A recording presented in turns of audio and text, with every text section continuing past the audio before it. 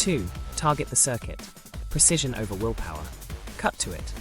Once the window's open, precision decides whether you get real change or motivational noise. Most people miss this. Your belief only comes alive inside a specific sequence of cues, actions, and sensations. That's the circuit. If you don't train inside that sequence, you're strengthening the wrong network. Here's the frame. Plasticity is activity dependent and specific. So we're going to do 3 moves in order. Define the belief precisely, map the behavior it drives, and train the counter skill under the same triggers. Then we'll measure it so your brain sees proof, not pep talks. First, define the belief in its native habitat. Use this sentence. When X happens, my body does Y, my mind predicts Z, so I choose A. Keep it concrete. For example, when my manager asks for a decision, X, my chest tightens and I hold my breath, Y. My mind predicts if I speak, I'll be exposed, Z, so I stall or over-explain, A. That's a circuit, sensory cue, autonomic shift, narrative behavior. Second, map the micro-behaviors the belief drives. List the top 3 recurring actions the loop produces. In the example, hedging language, delaying deadlines, dumping context instead of deciding. Those are trainable. Third, choose the counter skill that directly contradicts the loop. Counter skills are specific behaviors, not feelings. For the leadership loop, the counter skill could be state a choice in 1 sentence, then give 2 bullet reasons, then stop. For a social rejection loop, it might be ask 1 clear preference and tolerate a no. For a perfectionism loop, ship a 70% draft within 30 minutes. Now we pair CBT with behavior. Cognitive restructuring by itself can loosen the story. Paired with a behavioral experiment, it rewires. Use a mini thought record fast. Identify the automatic thought. Rate belief -100. Generate 2 alternative possibilities. And set a tiny action that would disconfirm the original prediction. Then run the action immediately inside your open window. Example leadership case. Thought. If I decide fast, I'll miss something and look foolish. Belief rating. 80 out of 100. Alternatives. A crisp decision with 2 reasons beats a perfect monologue, and rapid iteration fixes most errors. Behavioral experiment. In the next meeting, deliver a 1-sentence decision plus 2 bullets in under 20 seconds. Then stop talking for 10 seconds. Prediction. Team will think I'm reckless. Outcome. 3 people nod, 1 question, project moves. Update. Belief drops to 55/100, new learning logged. Metrics matter because they turn vague progress into neural receipts. Track frequency, duration, and intensity. Frequency. How many disconfirming reps per day? Duration. Time spent in the counter-skill state, e.g., seconds of concise speech. Intensity. 1 to 10 arousal plus 1 to 10 discomfort tolerated. Also track belief rating before and after each block. You want the graph to show your nervous system the line trending down, even if slowly. Once you nail the first rep, tighten the protocol. Use dense, focused reps. 3 to 5 rapid trials in a row inside the same cue set.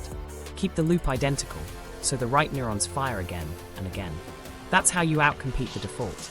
You stack precision, not variety, at first. Later we'll add variability to generalize. Now here's where most people mess up. They try to change narratives without behavioral proof. Or they practice the counter skill in a vacuum, outside the trigger. If your panic shows up when a Zoom light turns red, practice under a camera, with a timer, and 1 person listening. If your avoidance spikes when someone asks thoughts, ask a colleague to prompt you with that exact phrase, then run your 1-sentence choice protocol. The closer the match, the faster the change. Use microscripts to reduce cognitive load. For decisions, we're choosing X because of Y and Z. Next step is Q. For boundaries, I'm not available for that, but I can do B by C. For fears of exposure, here's my draft. Feedback on 2 items only. Scripts aren't inauthentic. They're exoskeletons that let your nervous system practice the right movement under heat. Emotional micro-moment. When your throat tightens, finish the sentence and exhale. Feel the release as a tiny win. Dopamine tags that completion. A quick micro-story. A client's belief. I always screw up first impressions. Circuit. New call. Elevated heart rate. Scanning for flaws over talking. Counter skill. Ask 1 clarifying question within 30 seconds, then mirror back in 8 words. We ran 5 timed reps with a friend on Zoom. red light on 2-minute cycles. He logged arousal 7 out of 10, discomfort 6, outcome quality scores from his friend. By day 5, belief rating fell from 85 to 50. The difference wasn't confidence, it was conditioned evidence in the exact trigger. Guardrails. Don't let every rep succeed. You need controlled mistakes because error signals drive plasticity. If all reps feel safe and smooth, you're underdosing the circuit. Add a tiny consequence, a clock, a listener, a score. But don't flood yourself. If your arousal hits 8 or 9 and precision dies, downshift with a longer exhale and shrink the task. Finally, close each session with a 60-second proof log. Cue seen, action taken, outcome observed. Tag it green when it disconfirms the old belief, yellow when mixed, red when the old loop won. One sentence only. This tiny ritual is the bridge between behavior and identity. Today's data becomes tomorrow's self-concept. Once precision is locked, we'll pour on dose. Dense, high-intensity practice is next. Hack 3. High-dose, high-intensity practice. Bottom line. Once you've aimed at the right circuit, dose is what outcompetes the default. Early, dense training drives plasticity faster than scattered effort. Think of it like sprint intervals for your nervous system. Short, focused bursts, small rests, repeat. Why it works? Precise spikes across the same network create stronger, cleaner wiring than light reps spread across 10 skills. Each successful rep earns a small dopamine hit. Pair it with a log checkmark, not a party, so the tag reinforces learning without derailing focus. Here's why this matters. Your brain updates most when 3 things converge: high attention, frequent error signals, and immediate feedback. Low-dose habits rarely generate enough signal, and long, meandering sessions waste neuromodulators. So we'll compress repetition, minimize context switching, and deliberately include mistakes. The goal isn't perfection, it's informative errors under control. Use 60 to 90-minute blocks, but structure them like a ladder. Isolate a micro-skill. Do slow, accuracy-first reps to lock the pattern. Add speed with a timer.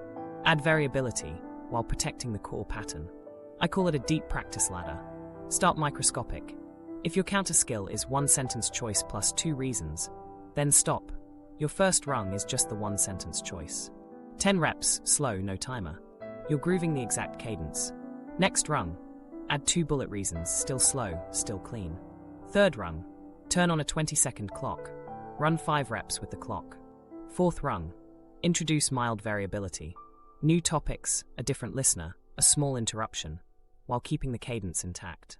Why slow first?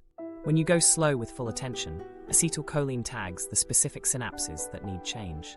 Then speed introduces norepinephrine, urgency, which strengthens those tagged connections. Finally, variability pushes transfer without losing the core. Once you nail that, the brain starts to prefer the new path. A quick inspiration from rehab research. High intensity, high-dose immersive training after stroke beats low-dose scattered tasks. Same principle here. Your belief loop is a motor cognitive habit. You need immersive, targeted practice, not casual exposure. And yes, it's tiring.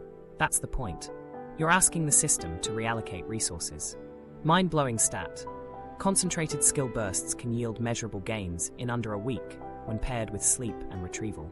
Let me give you a template. The 5x5x5 protocol.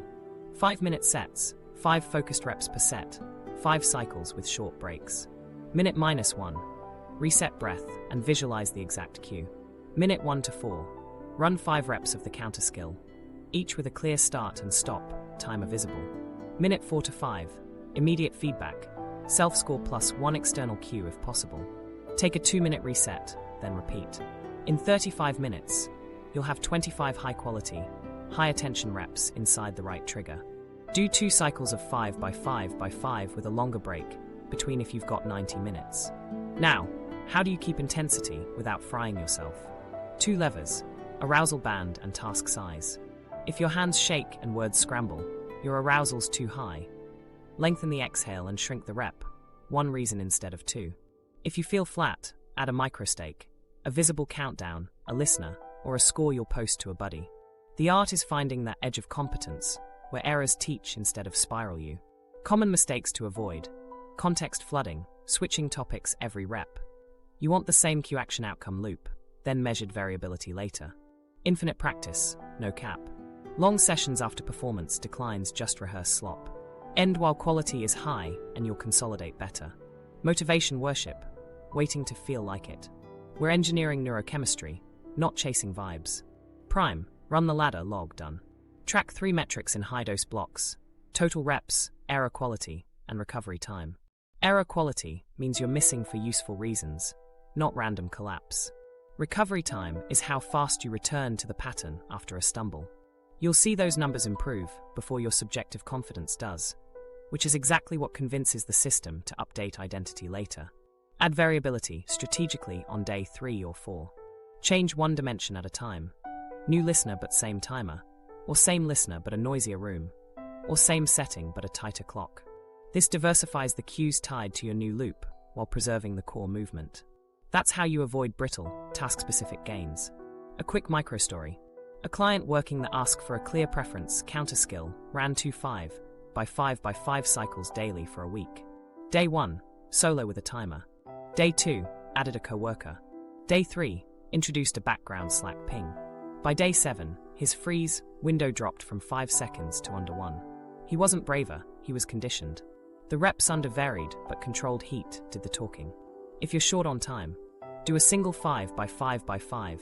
25 precise reps beat an hour of vague effort. Remember, density, not duration, writes change. After the block, we'll shape state so those reps stick instead of fading. That's next. Hack 4, state shaping. Safe neuromodulator stacks. Practice without the right chemistry fades. State is the amplifier, not the change itself, but the volume knob on learning.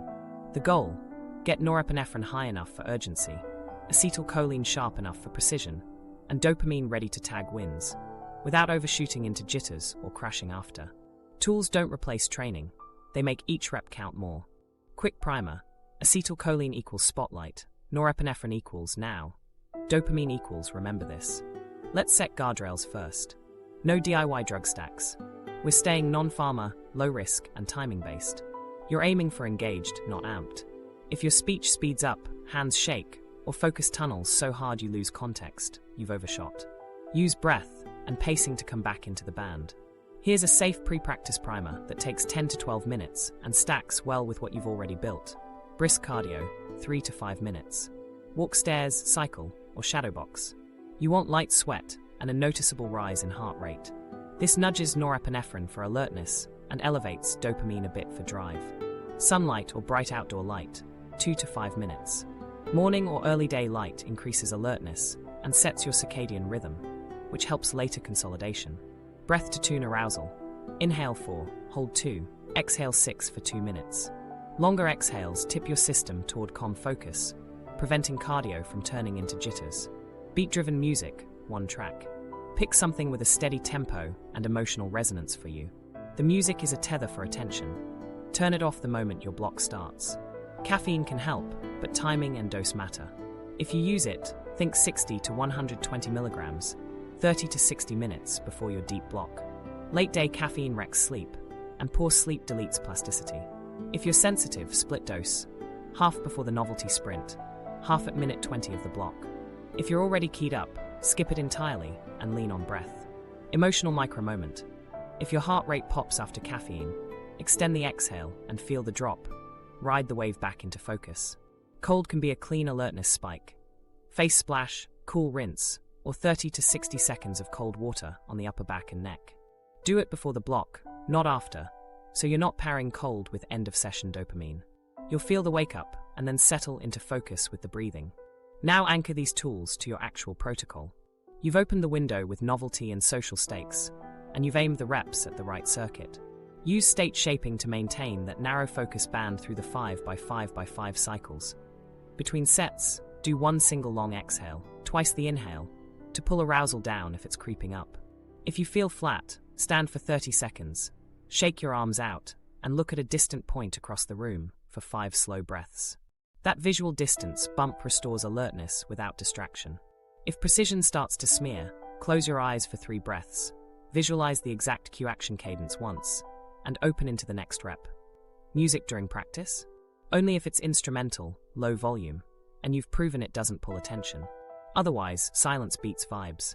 Remember, acetylcholine marks what to learn, Lyrics steal that spotlight. Hydration and electrolytes matter more than people think for sustained attention. Sip water between cycles. Add a pinch of salt or a low-sugar electrolyte if you're training longer than an hour or you've had a heavy sweat. Brain fog ruins precision. Let me show you a simple timing template that's hard to mess up. T-15. Light snack if needed. Protein plus a little carbohydrate. No heavy meals. Big insulin spikes make you sleepy. T-12. Brisk cardio. T-8. Sunlight or bright light exposure. Then 2 minutes of 4-2-6 breathing. T-4. Optional small coffee or tea. 1 track of beat-driven music while you set up your timer, script, and logging sheet. T-. Music off, novelty sprint with 1 social cue. Then into your first 5 by 5 by 5. Common mistakes. Stacking everything every day. Novelty caffeine, cold, loud music supplements, the works. Then wondering why you crash. Pare it back. 2 or 3 tools used well beats 7 used haphazardly. Training outside your optimal arousal window. If you're chronically anxious, your just right is lower. If you're low energy, you may need more cardio or bright light and less breath work. Celebrating during the block. Save gratification for the end. Dopamine should tag successful completion, not the middle of a rep. A simple done, check mark releases enough reward to reinforce the habit. A quick win you can try before your next focus session. The 3-2-1 primer, 3 minutes fast walk, 2 minutes 4-2-6 breathing, 1 minute cool rinse. Then straight into your novelty sprint. And first 5 reps, log arousal and precision. If arousal hit 8 or higher, lengthen the exhale next time or reduce cardio by a minute. If precision felt mushy, shorten the reps and lower background noise. Finally, remember why this works. These tools don't make you superhuman. They align chemistry with intention, so your precise reps leave stronger traces. Use them to hold the lane you've chosen, not to avoid the discomfort of error. You'll feel the difference: fewer wasted minutes, cleaner errors, faster recovery, and a steadier sense that the new loop is becoming default. Next, we'll prevent snapback at the identity level so gains survive real life. Hack 5. Identity level consolidation. You can practice the counter skill and still snap back if your self-concept doesn't update. Identity is the brain's long-term average of what you repeatedly do. When that average says, "I'm the type who hesitates," your nervous system quietly steers behavior to keep the story coherent. So we'll lock gains by feeding identity undeniable proof. Tiny, frequent public receipts. Why this matters? Self-concept predicts habit stability. If identity lags, the system treats new behavior as exception, not who I am, and inhibition creeps up to restore the old baseline. The fix is behavior-first identity work. We're not chanting labels, we're issuing evidence. Start with an implementation intention anchored to your counter skill. If QX happens, I will do Y, then Z. Keep it painfully specific. For leadership, if I'm asked, "What do you recommend?" I will state 1 choice in a single sentence, give 2 reasons, then stop. For attachment anxiety, if I feel the urge to test, I will send 1 honest check-in and ask for a direct answer. You're wiring a reflex for a predictable cue. Next, write an identity script that mirrors consistent action. I am the type who decides clearly under time pressure, or I am the type who asks directly and tolerates a no. Important nuance. Speak it right after you deliver a rep, or when you review receipts, not in a vacuum. Language rides on evidence. Pair them, and it sticks. Now create a social proof loop. You don't need a stadium. 1 teammate or a small group is plenty. Before a focused block, post a micro-commitment. 2 decision reps by 12:40. I'll post the summaries. After, post the summaries. That's not performative. It's engineering stakes and visibility.